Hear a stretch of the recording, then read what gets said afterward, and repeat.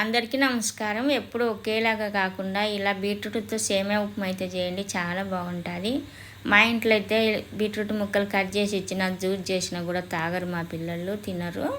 అందుకోసమని నేను ఇలా బీట్రూట్తో సేమియా ఉప్మా అయితే చేశాను. ఈ సేమియా రాగి పిండితో చేసిన సేమియాలు ఇప్పుడు ఎలా చేయాలనేది చూద్దాము.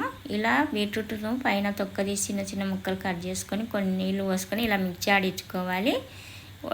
మిక్సీ ఆడించుకున్నాక వడగొట్టకుండానే ఇలా గ్లాస్లోకి అయితే తీసుకుంటున్నాను. ఈ బీట్రూట్ రసం తీసుకునే గ్లాస్తోనే సేమియా కొలత తీసుకుంటాను. ఇప్పుడు ఈ గ్లాస్ నిండా జ్యూస్ తీసుకున్నాను కదా, ఇప్పుడు సేమియా తీసుకున్నాము ఇదే గ్లాస్. సేమియా కూడా ఇలా కొలత అయితే తీసుకుంటున్నాను. కొంచెం బోలుగా లేకుండా కొద్దిగా నొక్కి పెట్టాను ఎక్కువ. ఇలా సేమియా తీసుకున్నాక ఒక కళాయి పెట్టేసి ఇందులోకి సేమియా వేసుకొని మంచి కలర్ వచ్చే వరకు అయితే వేయించుకోవాలి. ఈ సేమియా కొంచెం సన్నగా ఉంటుంది, అది కాక రాగి పిండి సేమియా కాబట్టి ఒక గ్లాస్ నీళ్ళు తీసుకుంటే సరిపోతుంది.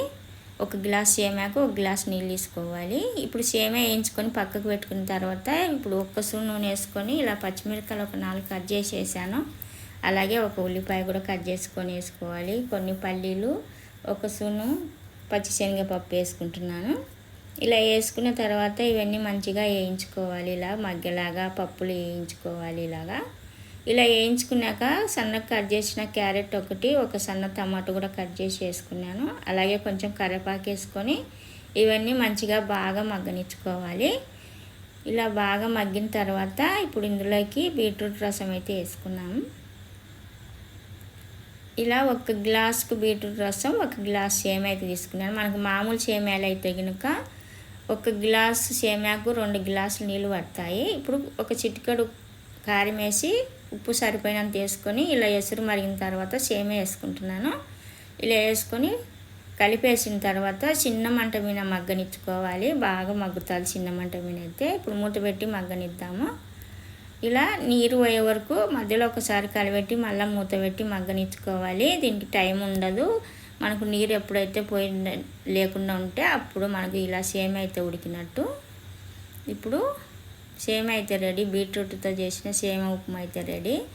ఇలా చేసుకుంటే చిన్నపిల్లలు కూడా ఇష్టంగా తింటారు.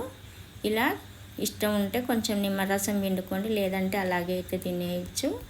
మనకు ఇప్పుడు బీట్రూట్తో చేసిన సేమియా ఉప్మా అయితే రెడీ. కొన్ని జీడిపప్పులు అయితే ఇలా గార్నిష్ అయితే చేసుకుంటున్నాను. ఒకసారి మీరు కూడా ఇలా బీట్రూట్తో సేమియా ఉప్మా అయితే చేయండి, చాలా అంటే చాలా బాగుంటుంది.